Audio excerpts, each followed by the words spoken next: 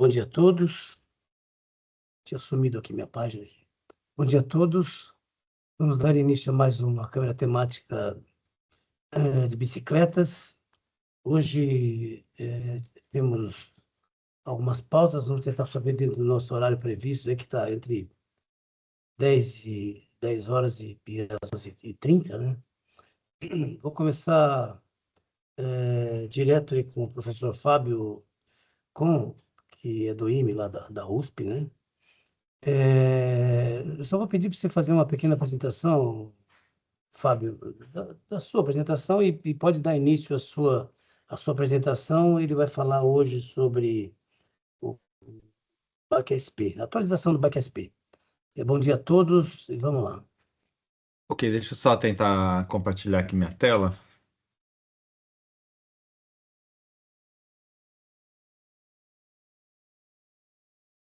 Ixi, tá pedindo umas autorizações aqui. Microsoft, ok. Estou dando autorização.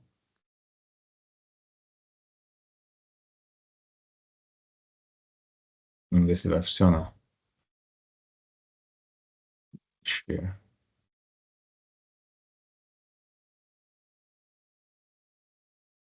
Consent. Screen. Ei.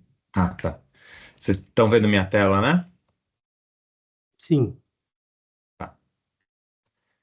E estão vendo agora o slide, né?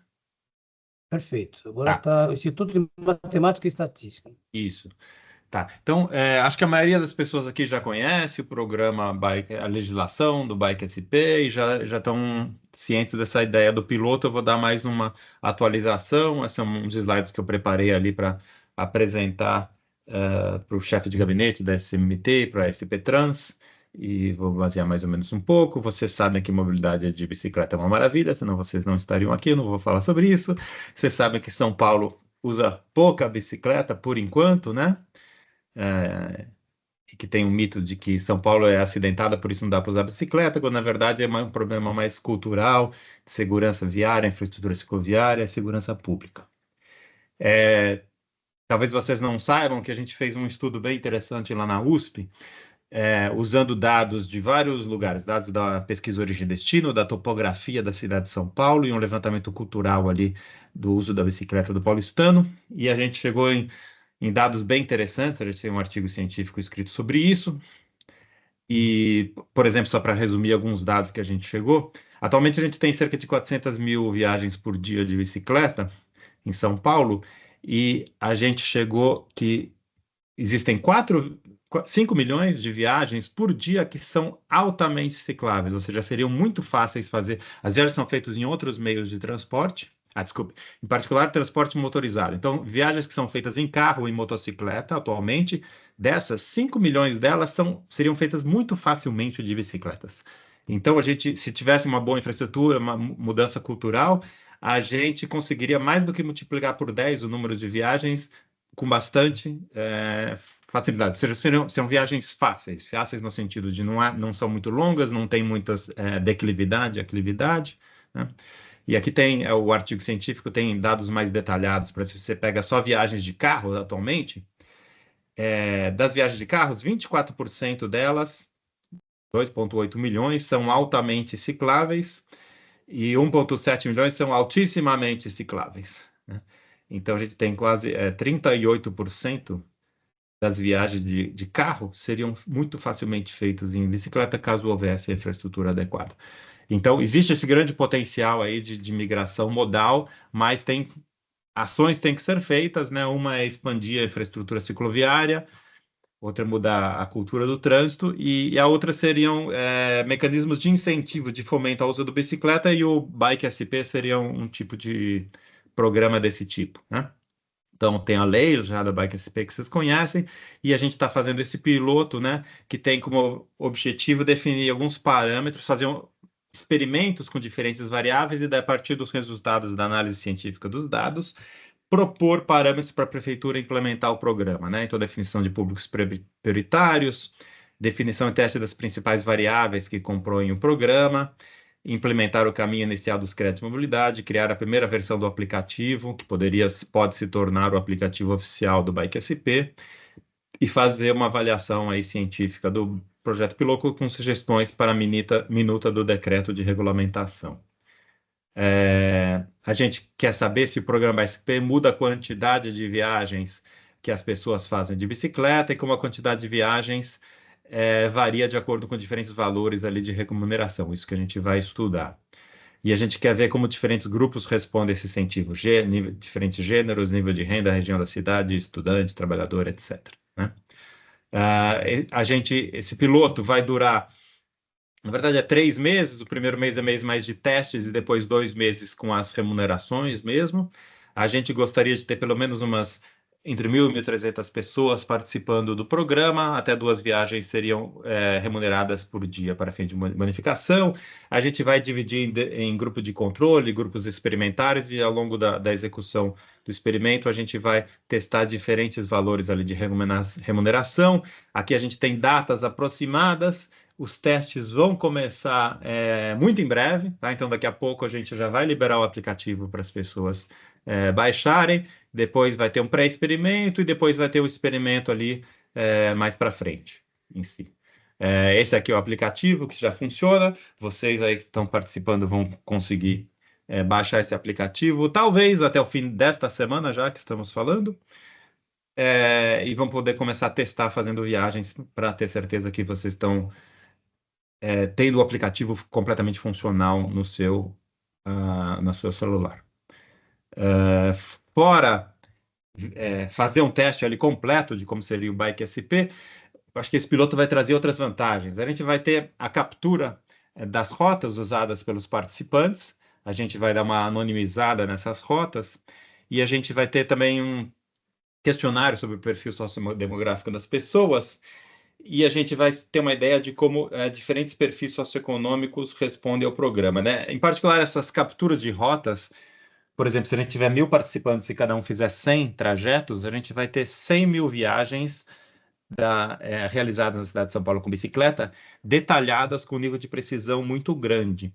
Então, vai ser a primeira vez em São Paulo que a gente vai ter, com altíssima precisão, um mapa do uso das vias por ciclistas. E isso vai ser um fonte de dados muito rico para embasar o trabalho da prefeitura para expansão da infraestrutura cicloviária no futuro. Então, é um conjunto de dados ali que pouquíssimas cidades no mundo têm, né? Tá. O que eu gostaria de pedir para as pessoas aqui que nos ajudassem é o seguinte: a gente já tem um bom número de inscritos no programa, porque terminava ontem, né? As inscrições. A gente já tem um bom número de inscritos, mas ainda tem uma grande predominância de pessoas de 2 aspectos. Primeiro, tem muito pessoas que já são ciclistas frequentes e poucas pessoas que não usam bicicleta ou que usam pouco a bicicleta. E a gente gostaria de ter mais pessoas que usam pouco a bicicleta, porque é o foco principal do programa, que é para trazer novas pessoas para o uso da bicicleta. Então, eu queria que vocês tentassem nos ajudar a, de alguma forma, fazer uma divulgação para pessoas que usam pouco a bicicleta e que poderiam usar mais a bicicleta. O segundo perfil que a gente quer mais, a gente tem a maior parte das pessoas está concentrada no centro expandido, né? Na região central, na região oeste da cidade. E a gente gostaria de ter pessoas mais, digamos, dos extremos da cidade, da zona leste, da zona norte, da zona sul da cidade. Então, se vocês puderem nos ajudar a divulgar o programa, também zona norte, zona leste, zona sul da cidade. E também com pessoas que não são ciclistas tão frequentes, isso aí nos ajudaria bastante a ter um piloto aí mais robusto. Então, acho que era isso que eu tinha para apresentar. Se tiver alguma dúvida, eu posso tentar responder.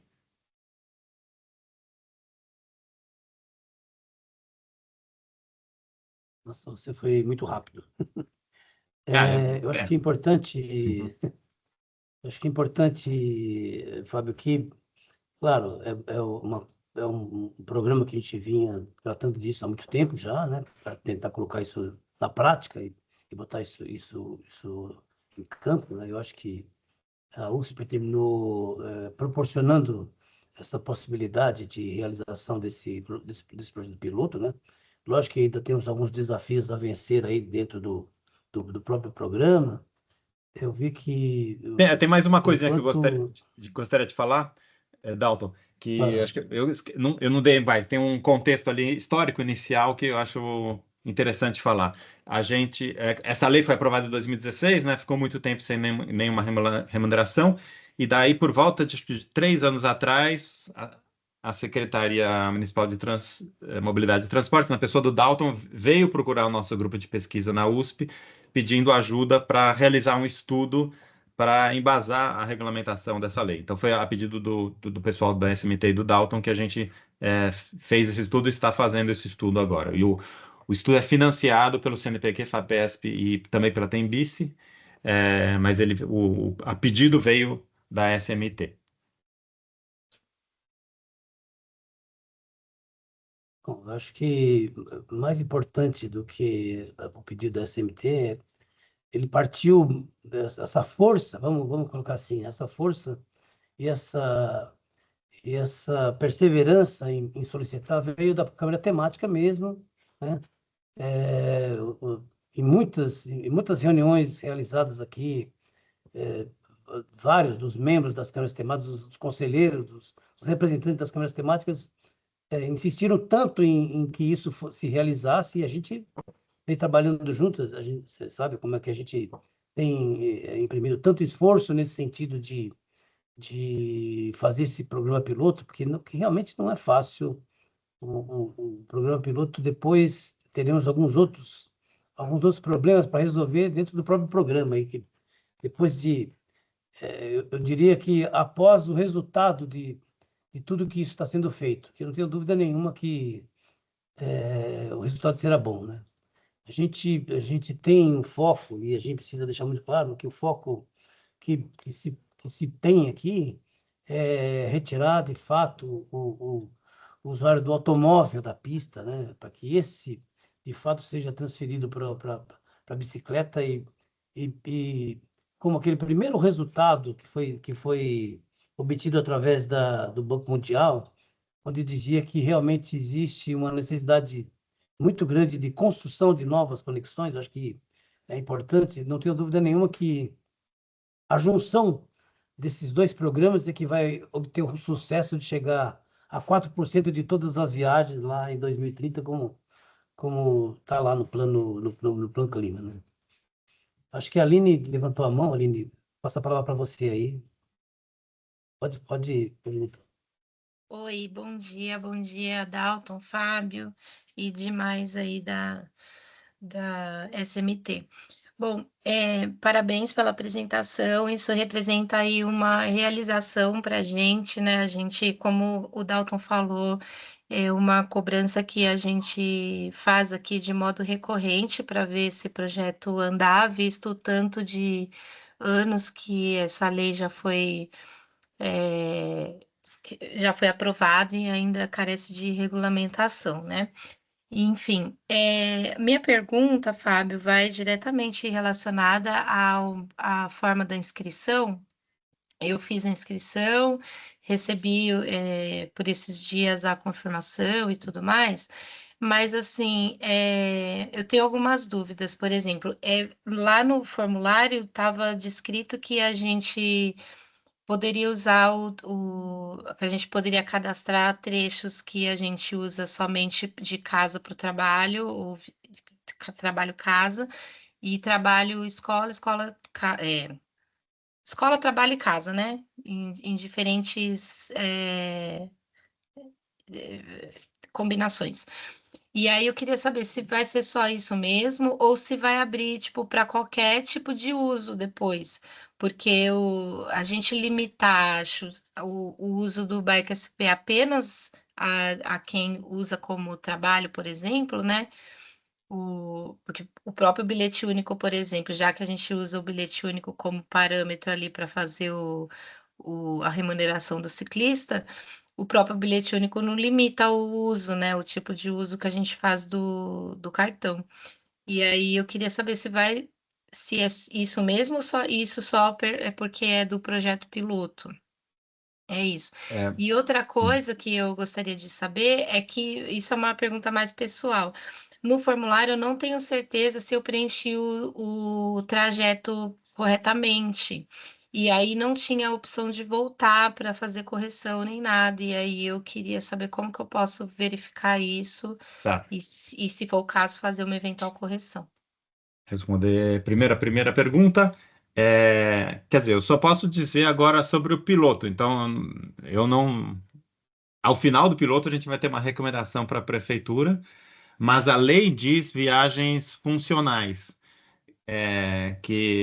E viagens funcionais, eu acho que algumas pessoas interpretam como viagem para trabalho e outras pessoas interpretam como trabalho ou estudo, por exemplo, né? Então, aí depende da interpretação que vai ser quando tiver a regulamentação da lei. Outra coisa importante que a gente tem, você pode cadastrar também hubs de transporte público, né? Estações de trem, metrô, terminais de ônibus, essas coisas também, né? Agora, a segunda pergunta, sim, assim que você baixar o aplicativo, que eu espero que seja nesses próximos dias, a primeira coisa que o aplicativo vai mostrar são os locais cadastrados para você, vai mostrar no mapa para você confirmar que está certo. Se estiver certo, você fala que você confirma. Se você precisar fazer algum ajuste, você faz o ajuste lá, fala, não, não é nessa rua, é nessa rua. E, e você pode, se faltou cadastrar algum, você pode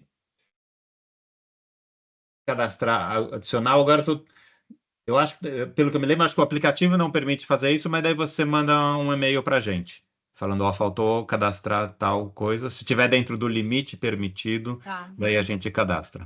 O ok. próprio aplicativo tem um e-mail ali de contato. Ok, na verdade o meu acho que é um ajuste, acho que eu coloquei todo o meu trecho de bicicleta, mas um trecho é de transporte público, eu acho, né, de cabeça. E era só fazer esse ajuste mesmo. Tá, Mas aí quando eu baixar o aplicativo, então eu verifico e qualquer coisa eu isso, entro em contato com vocês.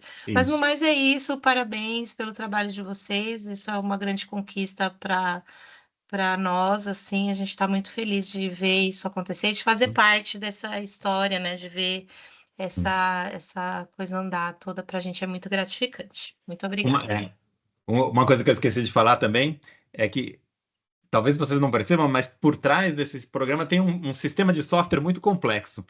Quando eu aceitei fazer isso, eu achei que era fácil. Depois que eu vi que era o quão difícil e complicado é. Tem muitos componentes de software. Tem o aplicativo, tem o servidor, tem o banco de dados, tem o questionário, tem muitos componentes que trocam informações entre si. Então, é um sistema bem complicado que foi implementado.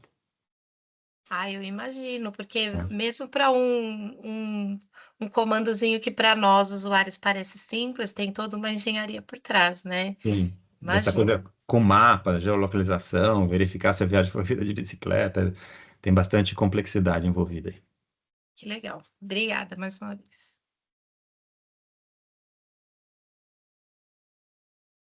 Mais alguma outra dúvida? Com relação, só para recordar, Fábio, os prazos e os cronogramas, você tem como dar uma resumida para nós? Tá. Só para a gente Então, entender quando.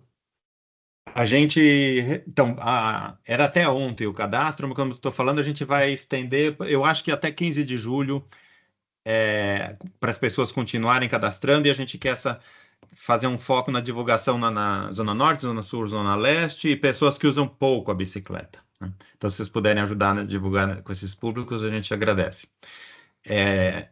Provavelmente essa semana ainda a gente está mandando e-mail para as pessoas cadastradas. Então, se não me engano, para as 1.300 primeiras cadastradas, a gente já mandou um e-mail. Se você não recebeu e-mail, procure na sua caixa de spam e daí marque que não é spam, porque é importante a gente fazer essa comunicação por e-mail. Então, todo mundo tem que verificar o e-mail e marcar que não é spam, se por acaso cair na caixa de spam. Então, essas pessoas vão receber o aplicativo, vão poder baixar o aplicativo e começar a testar, né? Tem alguns cuidados que precisa, por exemplo, o celular tem que estar com a economia de bateria tem que estar desligado. O próprio aplicativo já detecta, se tiver com a economia ligada, ele vai falar, ó, você está tá ligada a economia de energia e o GPS não funciona direito com a economia de energia. Então a gente não vai conseguir rastrear sua viagem. Então desligue e daí você tem que desligar lá. Então tem esses detalhes que as pessoas têm que, às vezes, tem que aprender como fazer, porque a gente acha que tudo é Android, mas tem diferentes tipos de Android. E cada Android, o caminho para você desligar é diferente. Então a gente tem, na página do projeto, a gente tem explicações de como fazer isso também, para os vários tipos de Android. Então por isso que a gente vai ter algumas semanas de teste, porque a gente já antecipa que algumas pessoas vão ter alguma dificuldade para usar o aplicativo. Então vai ter semanas de teste para as pessoas baixar o aplicativo e já fazer algumas viagens com o aplicativo. O aplicativo vai dizer sua viagem foi aprovada ou sua viagem foi recusada, e as pessoas vão aprendendo a usar o aplicativo. Daí, no primeira semana de agosto, as pessoas que forem aí, né, a gente não tem certeza, dependendo do número de inscritos, talvez não é todo mundo que vai ser escolhido para participar do piloto remunerado a partir de agosto. Aí depende do número de inscritos que a gente tiver. Então, no final de julho, a gente vai mandar um e-mail para a pessoa falar: ó, você foi selecionado. A gente acha que a maioria vai ser selecionado.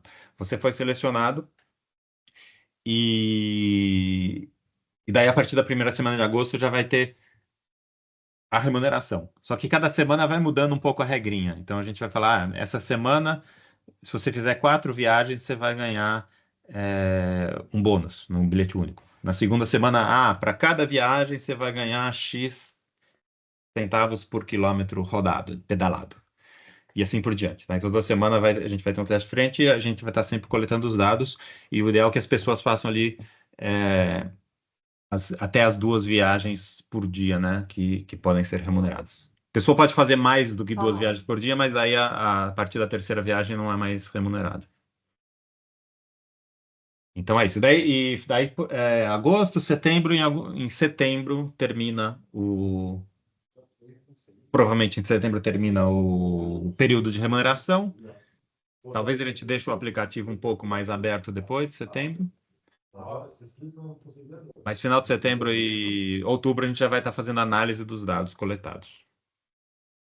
E quem sabe, por exemplo, final de outubro ou começo de novembro, a gente já tem alguma recomendação para a prefeitura. Mas isso está no nome do consórcio? Então é isso. Ninguém mais tem pergunta? Achei que ia ter um monte de pergunta. Pois é. Eu também. Mas ele é um pouco... Como a gente vem falando muito sobre isso há bastante tempo, Fábio, e a gente veio meio que esclarecendo algumas coisas, acho que virou isso mesmo, ele virou autoexplicativo, né? É isso que é importante, que as pessoas compreendam e que se inscrevam, né? Que de fato se inscrevam. A ideia é que a gente possa realmente selecionar uma amostragem onde, de fato, a gente obtenha o resultado verdadeiro do que a gente pretende e tem como objetivo nesse projeto. Acho que o Felipe levantou a mão, Felipe. Isso, levantei a mão. O Fábio, eu queria fazer uma pergunta, eu sou o Felipe aqui da SMT, né? E eu queria saber, né? Vocês falaram lá naquele release, eu acho, eu li em alguma notícia, não lembro, sobre monitorar com acelerômetro, né? Do celular para ver se a pessoa está usando realmente bicicleta ou não. Considerando que tem agora esses autopropelidos, né? Que são quase como bicicletas também, né? Não andam tão rápido, mas andam mais rápido que uma bicicleta. Acho que para pegar uma moto, assim, né, se alguém fraudasse numa moto, seria uma velocidade muito maior. Mas mesmo nesses veículos autopropelidos, é possível fazer essa distinção? Vocês acham que vai ter algum problema com isso ou não? É uma questão mais tranquila? Pode ter problema. Então, é muito difícil quer dizer, é impossível você diferenciar uma bicicleta de uma bicicleta elétrica que anda na velocidade da bicicleta. Se ela anda na mesma velocidade da bicicleta, numa bicicleta rápida, a gente não vai conseguir diferenciar. Agora, se ela anda muito rápido, daí sim a gente provavelmente vai detectar que não é uma viagem de bicicleta. Mas quanto mais próximo ela viajar dentro de uma viagem normal de bicicleta, a gente não vai conseguir diferenciar. Não, tem razão. E uma coisa que eu pensei, né, olhando ali no seu estudo, eu não li ainda, né, quero muito ler aquele estudo que você falou no começo, sobre a declividade e tal, né? Mas Sim. principalmente na subida, né? Acho que seria mais fácil verificar, né? Porque na subida dificilmente alguém conseguiria pedalar, a não ser que realmente estivesse fazendo esporte uma velocidade bem rápida, né? Então, se tivesse como fazer isso, mas acho que é bem mais complexo estatisticamente, né? A gente não chegou nesse nível de detalhe aí, de olhar se aquele trecho específico é uma subida e ver a velocidade na subida. Poderia ser feito pro programa real depois. Por enquanto, no piloto, esse nível de detalhe não vai ter. Não, mas é legal, Fábio. Vamos acreditar aí na boa fé aí, pelo Tá. menos no piloto.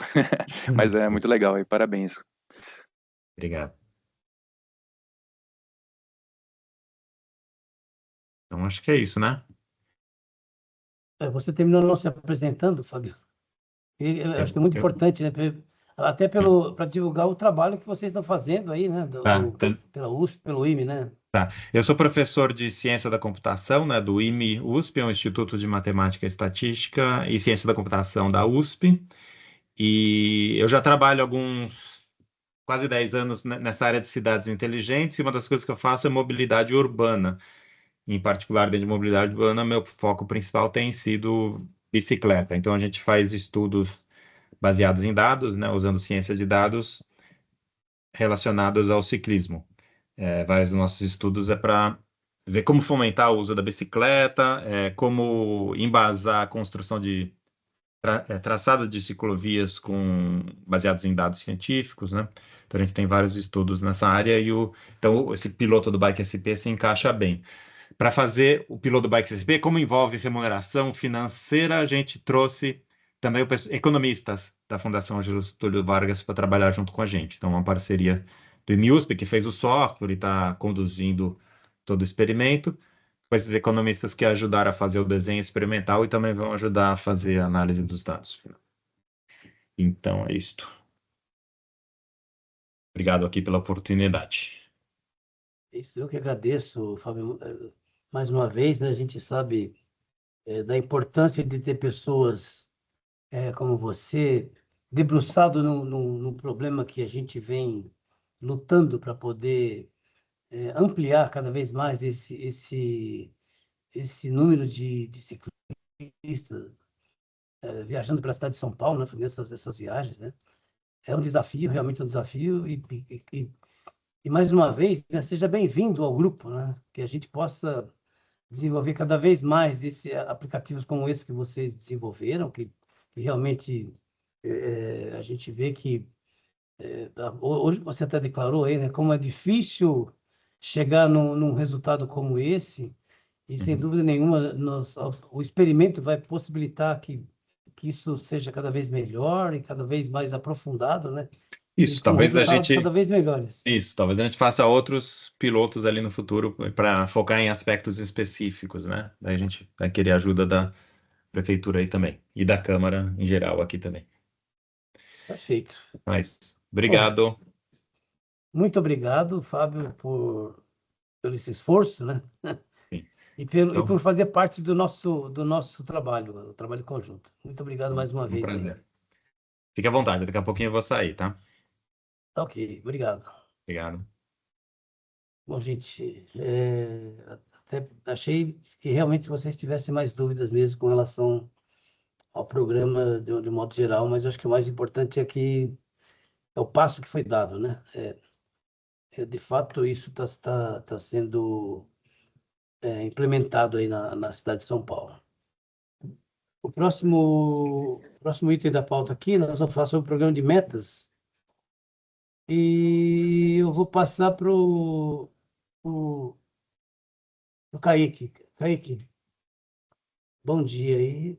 Acho que você já pode falar direto os dois, né? O programa de metas e a LDO, né, Kaique? Seria bom que já emendasse uma pauta na outra. Sim. Tá bom. Já faço os dois. Deixa eu só mudar aqui, ó.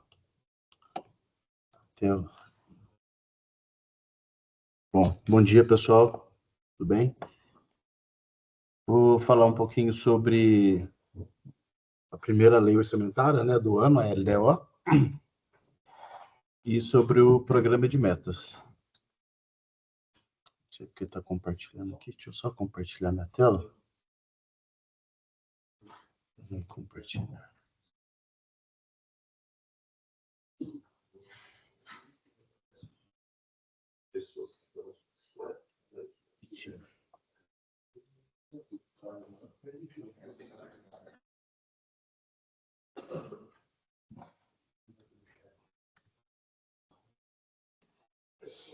Já é preenchimento.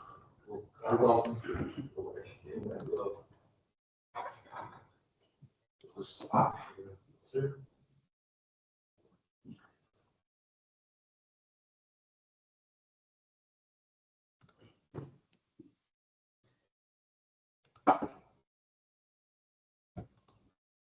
aparecendo a apresentação?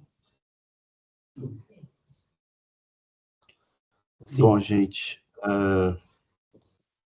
vamos lá.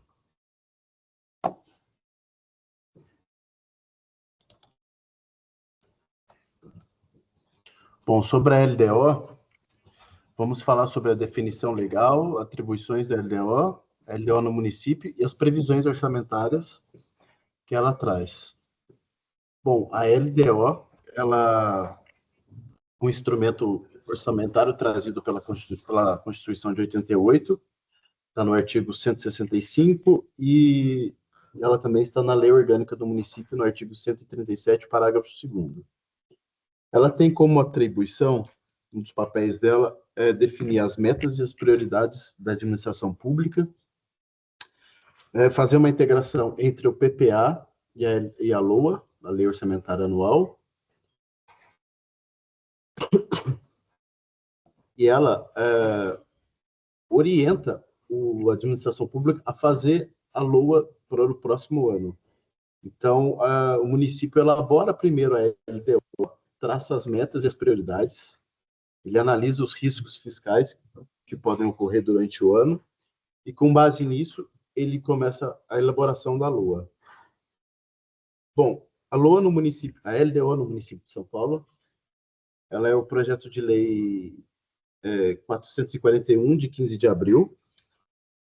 Ela foi votada na última sexta-feira, que foi no dia 27, na Câmara dos Vereadores. E nessa votação, os senhores vereadores aprovaram que a estimativa de receita do município é de aproximadamente 129 bilhões de reais. Então, dentro dessa LDO, ela possui 3 anexos que o Executivo encaminha para o Legislativo como uma forma explicativa, demonstrando quais são os cálculos de arrecadação, as previsões econômicas que a Secretaria da Fazenda espera que ocorram em 2026, para fazer toda uma parametrização dessa estimativa de receita. Então, dentro dessa LDO, tem os 3 anexos, são os de riscos fiscais, que a Secretaria da Fazenda aponta quais os riscos que podem afetar a arrecadação, ou até mesmo o dispêndio das despesas, as metas fiscais, lá eles estabelecem quanto eles esperam arrecadar, com todos os valores de tributos que o município tem competência, e as metas e as prioridades do município. Dentro das metas e prioridades do município, a Secretaria da Fazenda descreveu, basicamente, o programa de metas e colocou lá todas as metas com seus respectivos valores, né? Então, aqui eu coloquei o link para vocês aqui na apresentação, para quem tiver curiosidade, dar uma lida na LDO de lá.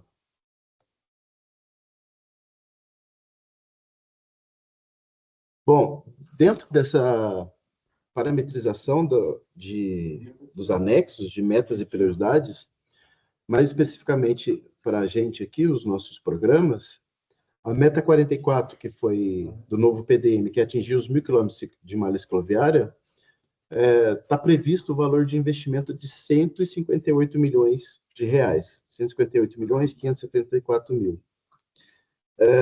Lá não tem a distinção de quanto que é para construção e manutenção. Eles só colocaram assim, essa meta 44, e aqui nós vamos conversar ainda com o Pradas, com o Dalton. Quando a gente for elaborar a LOA, a gente vai ter que alocar esses 158 milhões de reais entre manutenção e construção de ciclovias, né? Por isso que eu coloquei aqui embaixo na apresentação, que esse valor será dividido entre as iniciativas. Acho que o Dalton vai falar mais depois sobre o programa de manutenção e de construção de ciclovias, né? Agora, falando do programa de metas, desse ano, para a construção de ciclovias, eu coloquei aqui uma tabelinha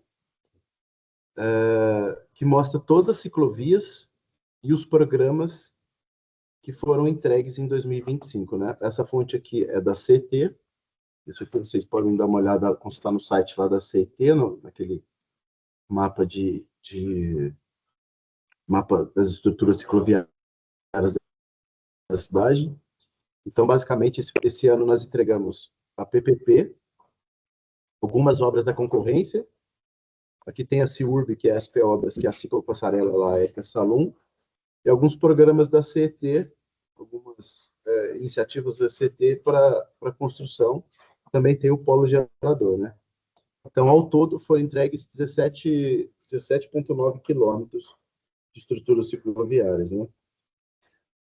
Lembrando que a nossa meta para esse ano, estabelecida lá com a SF, foi de 38 quilômetros. Bom, e o programa de manutenção, das ciclovias requalificadas em 2025, nós já requalificamos quase 45 quilômetros de ciclovias, né? E esse programa, ele continua em andamento. Nós temos hoje as obras em andamento, e a meta para esse ano eram de 30 quilômetros de manutenção cicloviária, né? Então, a gente já conseguiu ir bem adiante que foi estabelecido de meta para a gente. As ciclovias, acho que o Dalton tem, eu não coloquei aqui porque ia ficar muito extenso, mas se vocês quiserem, a gente encaminha para vocês depois a lista das ciclovias que foram requalificadas em 2025. Bom, é isso. Mais alguma coisa, Daltinho? Pessoal? Eu só queria, acho que a Aline vai perguntar, mas só queria complementar. E tem mais algumas ciclovias novas, né?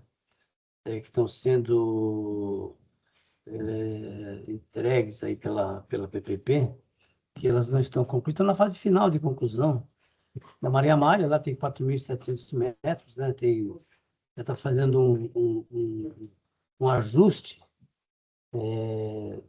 no projeto que foi elaborado, está sendo, exatamente nesse momento, está sendo feita uma vistoria lá com a CET para fazer um pequeno ajuste na ciclovia inteira, mas tem 98% dela concluída, né, para poder entregar para a cidade, né? Claro que tudo que a gente vai fazendo, a gente vai colocando na rua e os ciclistas vão se manifestando e tudo que é necessário fazer de correção após a implantação, a gente vem trabalhando em cima disso para que as coisas fiquem realmente de acordo com o que realmente tem que ser feito, né? E temos aí a Maria Amália, acho que vai entrar a Salim, está entrando, né, a Salim. Acho que Santa Inês Santa também. Inês, acho que já está quase pronto também, a Santa Inês, né? Tem aquele auxílio que está no finalzinho também, que a gente está entregando. Então, tem algumas estruturas que embora não esteja lá no site da CT, porque o acordo que nós temos aqui é que a gente só sobe ela no site quando ela tiver 100% concluída, com sinalização e tudo mais. Então, é só para dizer que nós continuamos fazendo, continuamos implantando, devagarzinho, mas também plantando, e realmente nós vamos chegar nas metas que estão sendo propostas e bem provável que isso seja ampliado a cada ano aí, essas metas. A gente está trabalhando para isso, para que isso seja melhorado cada vez mais. Depois eu vou disponibilizar lá no site uma planilha para vocês, né, para a gente poder, no site, não, no e-mail lá do CMTT, né, para a gente poder disponibilizar para vocês as estruturas que estão sendo feitas, né, uma planilha completa que está sendo feita, o que está sendo desenvolvido, o que já tem documentação pronta, porque a gente tem que elaborar um TPOV, né, que é o termo de permissão de uso da via para poder realizar a obra, né? E depois uma listagem com as vias que estão em manutenção. No finalzinho, eu acho que eu pedi para o Felipe fazer um slide. Acho que era bom você já colocar, viu, o Felipe? Se você puder colocar o slide, já mata esse assunto também, Tá bom. que é do programa de manutenção lá. Tá bom, pode só me avisar aí a hora que tiver na tela, mas é um slide bem rápido aqui para falar o resumo, né? Você quer falar, Dalton, isso daqui? Não, pode colocar. Tá. Ainda não apareceu na tela aqui. Apareceu. Bom, Apareceu? tá aí, ó. Apareceu. É um resumo mesmo, só para vocês entenderem que a gente vem falando constantemente, né? E colocando esses resumos para vocês, para a gente poder eu acho que a ideia é, além da transparência, estar atualizando constantemente o que está sendo feito. E dizer o seguinte, né? Estamos constantemente fazendo a manutenção. Eu sei que muitas vezes escutei aqui na própria Câmara Temática dizendo que é um processo lento, né, que poderia ser mais rápido, mas nós estamos fazendo o mais rápido que nós podemos, né? Já tem aí, ó, 127 quilômetros, né, que a gente que já está concluído, que eu acho que o importante é isso que a gente está colocando, né? E não parou. Eu acho que para a gente dizer que não parou, tanto as novas conexões como a manutenção. Eu estou falando aqui que a gente está tratando já desse item 6 da nossa câmera temática aqui, que é a pauta número 6 aqui, do status das manutenções. E depois eu vou passar para vocês as vias que já passaram por manutenção, porque realmente são muitas, né? A gente não fica tratando aqui de via por via. Depois eu subo lá no e-mail do CMTT para vocês. Aline. Não tira o slide, não. Opa. Eu ia pedir para não tirar o Pois é. slide. Mas são Voltei, duas. Aline. Voltei Obrigada, aqui, Felipe. Aline. Obrigada. São duas perguntas uma em relação ao que o Kaique falou e outra em relação a esse slide aí. Na apresentação do Kaique, diz lá que tem 17 quilômetros novos em 2025 e 45 quilômetros requalificados. Seria importante saber mesmo quais são esses 45 quilômetros requalificados, porque nesse slide aqui a gente tem a informação de 127 quilômetros concluídos de manutenção, e entre manutenção e requalificação, entendemos aqui que tem uma diferença, né, entre requalificar e fazer a manutenção. E aí a gente gostaria de saber, sim, assim, com detalhes, quais foram as vias requalificadas, porque requalificar significa, por exemplo, transformar uma via que era ciclofaixa em ciclovia, né? E aí a gente quer saber ao certo quais foram essas vias que isso aconteceu. E aí, outra dúvida que eu tenho é esses 9,3 quilômetros que estão suspensos, aonde são? Aline, aquele Opa, lá tá de sem som, 45, tá então sem foi som. um erro meu de semântica. É só manutenção, Então, ele tá? discorda desse slide do Felipe, né? Isso, lá é manutenção, não requalificação. Foi um erro meu, então, de português, semântica. Tá. Mas, Então, viu, Aline, eu acho que eu entendi até a sua... Viu, Aline? Eu entendi até a sua colocação e é pertinente, realmente é pertinente. É que lá no passado a gente tratava a requalificação porque, como não tinha um programa desse porte na manutenção, o que era requalificação naquela época? quando nós pegávamos uma ciclovia, fazia fresa e recape, e naquela época eu lembro que foram 310 quilômetros de vias requalificadas naquela época. Por que nós usamos aquele termo? Porque era um pavimento muito ruim, que foi transformado em pavimento bom, e nós usamos o termo requalificação na época. Então, como isso passou a ser uma coisa rotineira, vamos dizer assim, e sim fazer parte do programa de manutenção, porque nós estamos chamando de programa de manutenção permanente, porque a ideia é que ele seja permanente, nunca mais pare de fazer essa manutenção, que sempre tenha, através de uma ata de manutenção, né? Então, cada vez que a ata, você tem todas as ciclovias da cidade ali, com possibilidade de fazer manutenção, todas as vias da cidade, todas as ciclovias ou ciclofaixas existentes na cidade, com possibilidade de fazer manutenção. Cada vez que surgir uma verba, então a secretaria, junto com a CT, termina fazendo uma priorização da manutenção dessas ciclovias, né? Então, é exatamente isso que a gente está falando. E a outra coisa é que nós estamos em busca de uma nova ata, onde nós possamos colocar o programa de fresa e capa dentro da nossa ata de manutenção. Então, realmente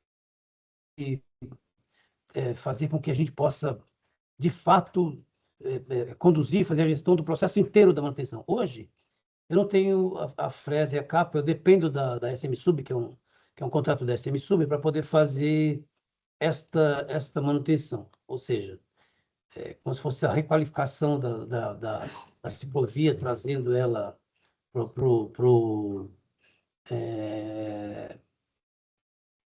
a realidade que a gente vive hoje, que é, de fato, fazer uma manutenção. Tem que ser eu entendo o seguinte, que isso tem que ser uma coisa rotineira dentro da cidade depois, né? Todas as vias que passarem por essa requalificação, ou seja, por essa manutenção, posteriormente, cada vez que for necessário fazer a manutenção, ela simplesmente entra no programa, é elaborado um projeto, e esse projeto sempre é elaborado pela CET, né? E esse contrato está aqui, o contrato de execução, vamos colocar assim, de implantação da parte falando da manutenção permanente, né? Ela está com a secretaria, então toda vez que houver um projeto e disponibilizado aqui para a SMT, nós vamos mandar implantar. É isso. Então, tem várias vias, tem vários projetos que já estão com a CT, que a CT está desenvolvendo projeto de manutenção e nós estamos mandando implantar. E o que significa isso? Que dos nossos projetos, cabem o concreto, ou seja, trocar o concreto da ciclovia, que está sob o passeio lá, fazer alguns trechinhos que isso ajeita, e quando é um pequeno buraco lá na estrutura cicloviária, isso a gente pode até fazer através do nosso contrato, porque, como algumas vezes nós fazemos com o próprio concreto, termina tampando aquele buraco e resolve, pelo menos provisoriamente, aquele buraco que pode estar trazendo problema de segurança. Basicamente é isso que a gente está fazendo, e esses números que estão contraditórios aqui nós vamos corrigir de fato, né? Para a gente poder andar na mesma linha e na mesma sintonia. Esses projetos suspensos, eles na verdade, são projetos que a gente elabora, mas eu dependo de fato que a SM Sub faça o recap para eu poder fazer a implementação do projeto. Porque também não faz sentido a gente fazer ter certeza que existe uma estrutura onde eu preciso mexer no concreto da ciclovia e no pavimento da ciclovia, não faz sentido eu não sinalizar totalmente a ciclovia. Então, é claro que eu posso fazer o concreto, ressinalizar o concreto e ficar aguardando aí o trecho do recap. Mas é o que a gente está fazendo. A gente está tentando fazer um acordo, uma conversa aí com SM Sub para que isso seja ter uma velocidade maior, né, para a gente poder fazer essa manutenção. Tá. E E essa também, assim, eu acho que a preocupação não é... A preocupação, acho que não... Eu, assim, não fico muito preocupado se a CT, se é pelo contrato da CT ou pelo contrato da SMT que está sendo feita a manutenção. O importante é que ele seja feito, né? É isso. Sim. A gente precisa dar velocidade nessas vias que são recapeadas às vezes, e às vezes demora para fazer a manutenção, porque tem todo um procedimento de aceite do asfalto. Se ele não é aceite, ele tem que ser, ser notificado e mandar refazer aquele pavimento, e se você pintar, você perde essa pintura, né? Você tem que pagar novamente. É isso. Tá, agora esses números que estão aí na tela, eles são totais, acredito, mas eles são totais totais. desde quando? Porque se são 45 quilômetros requalificados esse ano, esses números são desde quando? É desde o início do contrato, que foi assinado o contrato de manutenção, né? Desde Então, 2023 lá. 20, acho que é 23. 23, é 23, 23. é isso. Entendi. Então, Isso significa você que vê a gente que fez esse manutenção contrato de 2 muito aqui, ó, pouco, né?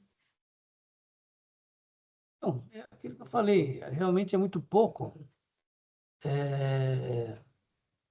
porque nós dependemos de algumas coisas, e uma delas é da manutenção do pavimento, né, através da SMSUB.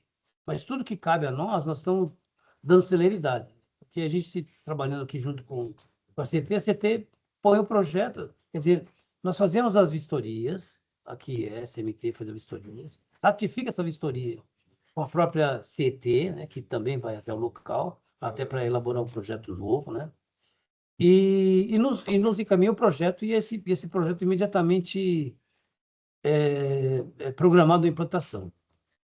Quer dizer, aqui sempre nós vamos depender da verba disponível para a gente poder fazer essa manutenção. Sempre vai ser isso daqui. Então, é isso.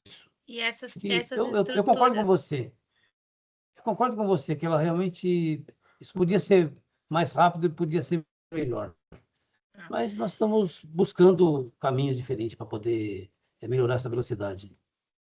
Uma última pergunta. Essas estruturas vistoriadas, 550 metros, 580 metros, elas são vistoriadas Quilômetros. antes... Não, não são, É são quilômetros. quilômetros? Tá, beleza. Quilômetros. Então tá bom, então não tenho pergunta. É que eu Ah, é queria entender se porque... elas são vistoriadas antes de fazer a manutenção ou depois, porque o depois é muito Não. importante. Não, elas são historiadas antes para poder fazer o nosso programa, que assim, só para você entender o processo, é elaborado um projeto, quer dizer, é feita uma vistoria, nós fazemos uma vistoria e a vistoria é com registro fotográfico. Mandamos isso para a CT, né? Nós solicitamos que a CT, elaborando um projeto, e lógico, para a CT elaborar um projeto, ela vai lá e faz a vistoria também para elaborar esse projeto de manutenção. Então, a vistoria, na verdade, termina sendo dupla, tanto nossa quanto da CT. E posteriormente, após a manutenção, aí sim, nós, da SMT, eu sou obrigado a fazer um registro fotográfico do antes e do depois e registrar isso. Isso vai tudo para um processo posteriormente. Eu tenho que fazer um registro fotográfico do antes e do depois para poder emitir uma ordem de pagamento. Então, eu não consigo fazer esse pagamento se eu não fizer essa vistoria posterior. Ou seja, essa vistoria posterior significa um aceite da sinalização colocada. Que às vezes acontece que às vezes 2, 3 meses depois tem algum problema específico nessa sinalização e nós obrigamos a empresa a fazer, notificamos a empresa e obrigamos ela a fazer essa correção caso seja necessário por algum motivo que às vezes o problema de tinta, às vezes o problema de pavimento que sobe, que levanta. Então, na verdade, a ideia é constantemente estar fazendo com que aquilo que foi feito manutenção ela permaneça com uma qualidade boa dentro da qualidade que é exigida e do tempo que é exigido no nosso processo. Então, a ideia é essa, é que o tempo inteiro ela esteja... Por isso que a gente fala manutenção permanente, né? Porque de garantir o que foi feito, ele continue sendo bem sinalizado, né? Que ele continue sendo aceito, inclusive por quem anda de bicicleta, porque eu acho que o grande desafio disso aqui tudo sempre nós sabemos que Bom dia, bom dia. os olhos, Matemática. os olhos de verdade dessas manutenções são feitas por vocês ciclistas, Bom né, dia. que passam e vivem o dia a dia nessas pedaladas que vocês dão aí. É isso. Beleza, obrigada. Bom, temos aqui uma solicitação que ela está sendo recorrente também, né? A transformação de ciclofaixas em ciclovias, né? Nós estamos trabalhando nisso ainda, eu não tenho nada pronto, né? Nós estamos trabalhando isso, como eu falei na última reunião, é um TR que tem que estar sendo elaborado e até pedir para vocês, se vocês têm sugestões para colocar, nos enviar, para a gente poder estar trabalhando nessas sugestões de possibilidades de transformação de ciclofaixas em ciclovias, né? Para a gente para não virar uma coisa unilateral, né? Falar que nós decidimos isso que vai ser. Eu gostaria muito de contar com a colaboração de vocês nessas listagens para a gente poder, porque assim, eu preciso simplesmente de uma lista de vias que deverão ser transformadas em ciclovias, né? Para poder elaborar um projeto básico, que é disso que nós precisamos, né? De um projeto básico, que o projeto básico ele vai nos levar a fazer uma planilha de elementos que vão ser, de materiais, né? Que vão ser utilizados nessa nova construção de ciclovia. Basicamente é isso. Em cima dessa planilha eu consigo estabelecer um custo para poder elaborar um TR.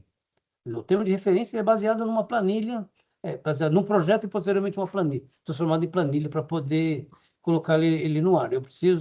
O termo de referência ele exige que eu tenha um custo inicial do que está sendo proposto. Então é isso. E a gente está trabalhando nisso ainda, né?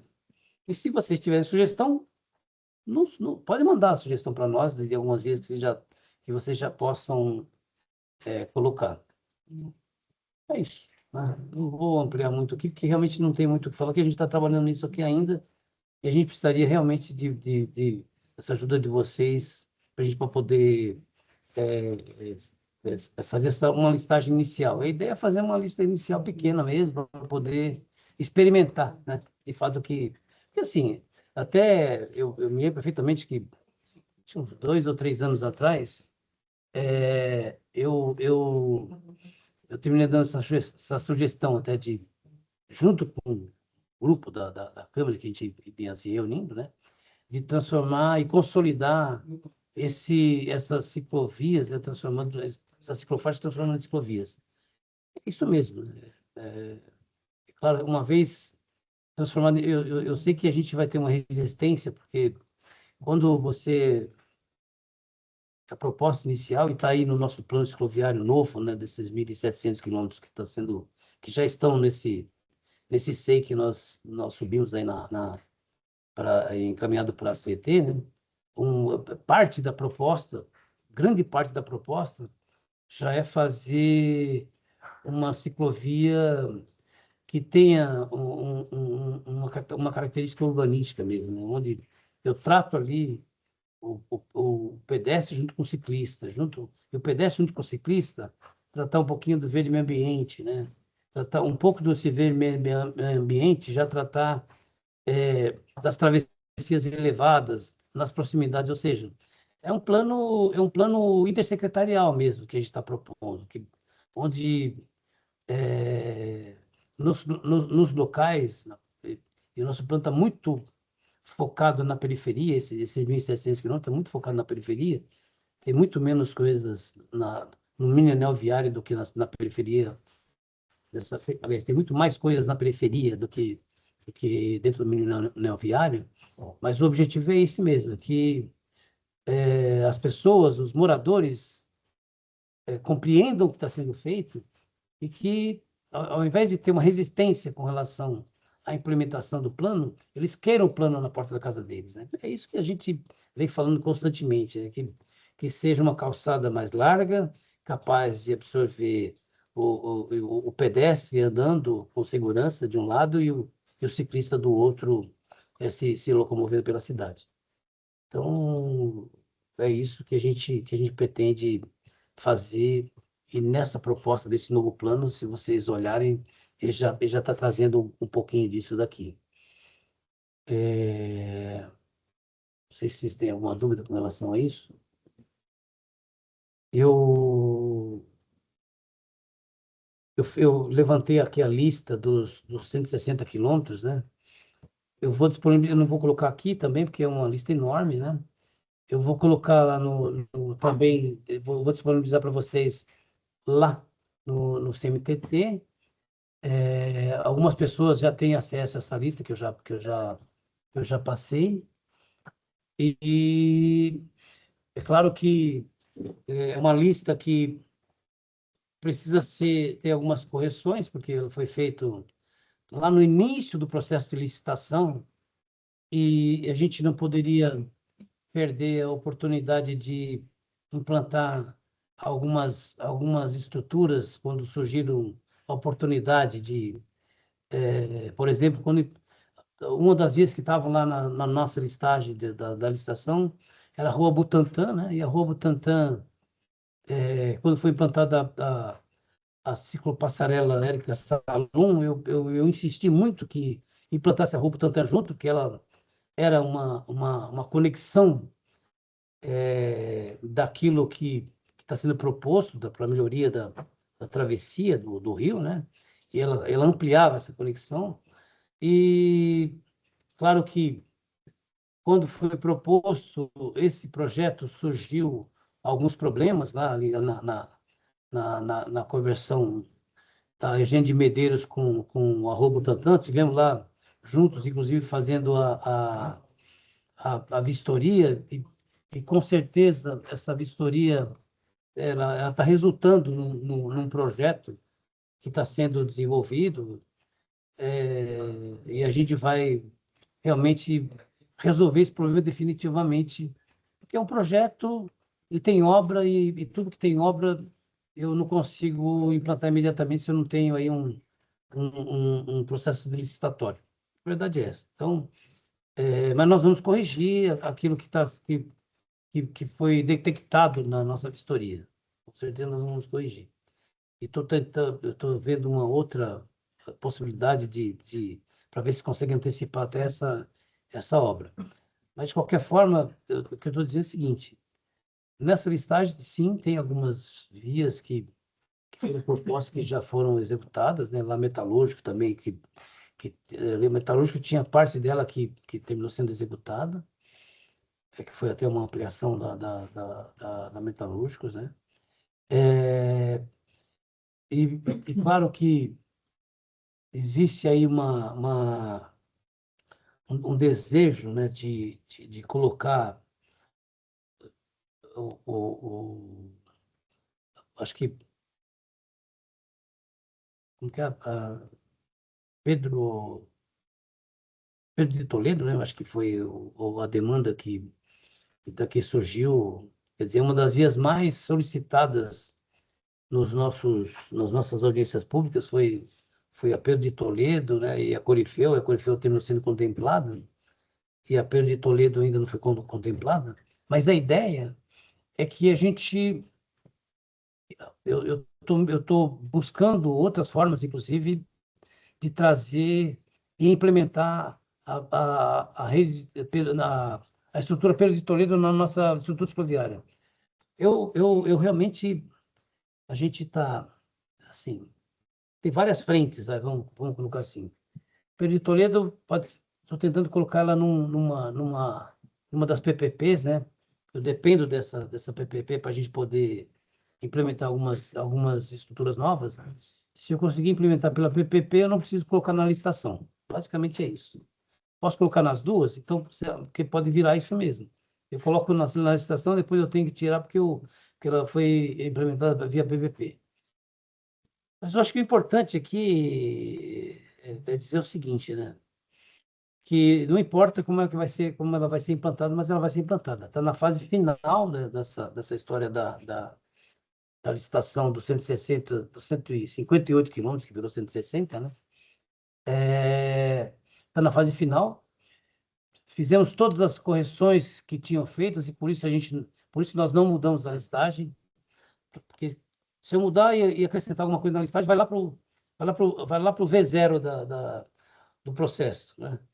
Então, a ideia é de fato, ao longo desse processo, que a gente possa implementar o que for necessário a ser implementado. Acho que é isso que eu tinha para falar com relação à licitação. E eu vou disponibilizar para vocês a listagem aí, para vocês terem acesso total a essas estruturas, né, que estão nesse processo licitatório. Está no finalzinho já. O que a gente precisa entender é que eu consigo botar no ar agora essas licitações quando o recurso chegar. Nós estamos naquela fase do governo, né, do governo municipal, está destinando verba e está liberando recurso para fazer todos os processos que a gente tem a implementar. Estou precisando, vai liberar, já tem uma parte do recurso da manutenção, então continua a manutenção a todo vapor aí. Eu tenho uma parte do recurso da PPP que continua sendo implementado e é realmente uma parte pequena, mas ela ainda não parou, né? E nós estamos em busca de mais recursos. E o recurso para os 158 quilômetros, já temos uma parte do recurso também, né?